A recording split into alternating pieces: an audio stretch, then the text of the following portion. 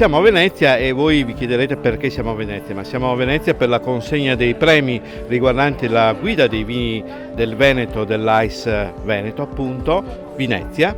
E naturalmente iniziamo da quello che è un po', come si può dire, uno dei nostri fiori all'occhiello. Siamo qui con il Pinot Nero, vero Emanuela? Sì, allora qui a ricevere il premio come miglior metodo classico del Veneto abbiamo l'opificio del Pinot Nero di Marco Buvoli e il nome già dichiara l'intenzione principale di questo progetto, che è un progetto tutto dedicato al Pinot Nero.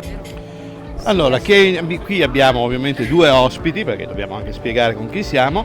Siamo con la signora. Sono Eddie Buvoli, e appunto la moglie di Marco, che oggi non è qui con noi, ma appunto ci segue direttamente col pensiero.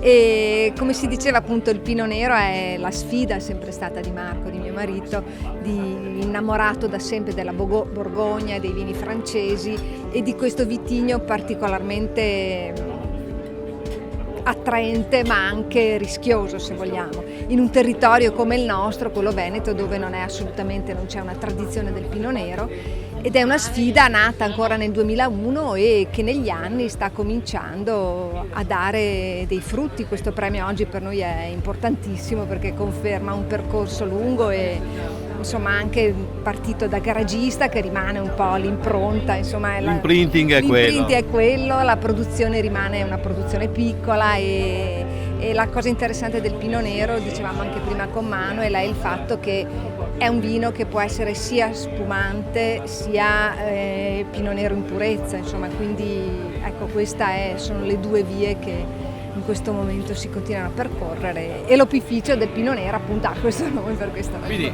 una gran bella sfida, tu dici Manuel. Una grandissima sfida, appunto, prendo le parole di Eddie appunto per comunicare.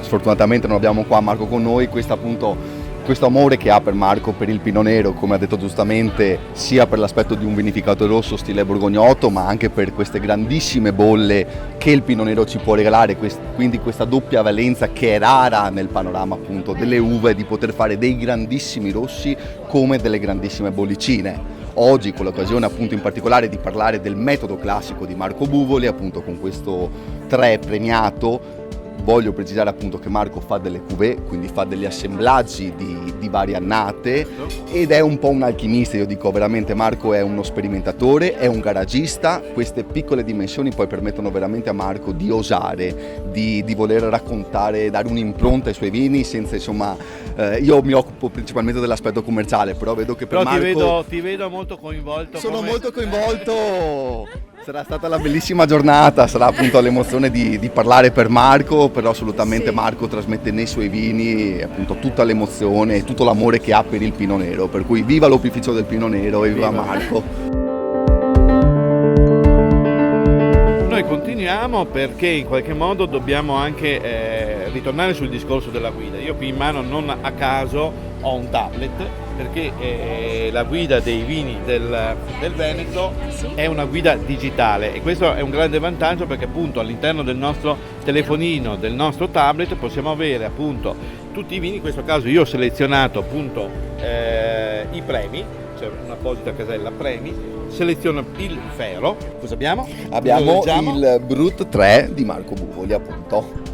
Pigiamo qui e automaticamente, come vedete, viene fuori l'opificio del Pinot Nero e la descrizione di questo. Ma io sulla descrizione qui abbiamo un'altra ospite, non è vero Emanuela? Sì, qui abbiamo il piacere di avere Serena Capuzzo, che è la referente per la delegazione di Padova della guida Venezia. Non a caso lei, perché comunque il panel che ha diciamo decretato l'assegnazione e la vittoria di questo premio si è tenuto proprio a Padova e vorrei che lei ci spiegasse come avviene questa selezione, perché è un panel un po' particolare. Serena, prima. Un po' com'è questa selezione? Perché proprio a Padova? Allora, diciamo che Padova è un po' al centro del Veneto e quindi è un po' comodo per tutte le delegazioni raggiungerci come fulcro centrale per questo panel di degustazione.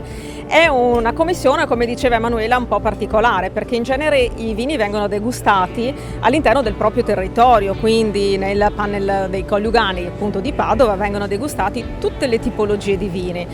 vengono proprio lasciate da parte nel Veneto gli spumanti metodo classico e si fa una commissione appositamente per tutti i metodo classici appunto del Veneto. Sono diversi. Sono diversi ed è un panel anche molto ambito da noi degustatori, perché abbiamo la possibilità comunque di mettere immediatamente a confronto il metodo classico appunto del Veneto, che in altre circostanze magari sarebbero ridotti in pochi numeri all'interno di qualche consorzio. Ecco. Ma hai qualche altra curiosità, Emanuela, di questo panel? Beh, si tratta di un torneo quasi, è tutto dedicato al metodo classico, come diceva Serena, è gettonatissimo, nel senso che c'è proprio la corsa da parte dei degustatori al fatto di registrarsi per essere presenti, perché nel Veneto, insomma, sì, è molto famoso nel mondo per il metodo Charmat, il prosecco, però in realtà ci sono delle straordinarie produzioni anche di metodo classico. E io volevo sentire da Serena forse approfittare del fatto che lei è una bravissima degustatrice, una bravissima sommelier, e quindi approfittiamo di questa cosa per farci dare uno scatto, una fotografia di questo Buvoli 3 Brut, perché ha sicuramente da un punto di vista della degustazione, da un punto di vista olfattivo, un'identità, no? Abbastanza precisa, ne parlavamo prima. Sì, infatti ne parlavamo prima. Diciamo, è stato premiato questo vino Buvoli 3 non soltanto come miglior metodo classico appunto del Veneto, ma dietro c'è un percorso che valorizza il Pinot Nero all'interno di una zona che appunto sono i Colli Iberici e i Colli Euganei parzialmente, che non è proprio tipica, vocata, diciamo. Esattamente, non è proprio vocata, e dietro c'è una grandissima passione appunto di Marco Buvoli. E poi non soltanto appunto questo, ma anche il percorso che Marco Buvoli ha fatto fino adesso, quindi questa sperimentazione di cui parlava prima è un percorso che un po' alla volta ha portato appunto a questo premio. Sensazioni, lo dicevamo prima, sensazioni leggermente ossidate, delle note di sottofondo che si percepiscono in modo leggero in questo Buvoli 3, ma che poi vengono amplificate mano a mano che la gamma e l'evoluzione sui lieviti prosegue esattamente. Ed è un po' la particolarità, un po' il marchio, se vogliamo, di fabbrica di questo produttore, riconoscibile anche questo di opificio, esattamente, riconoscibile ad occhi chiusi. Bene, quindi io chiuderei rinovandovi i complimenti, dicendo impegnatevi ancora che il prossimo anno potete fare il bis. Assolutamente, e quindi spronerò Marco a fare ancora meglio.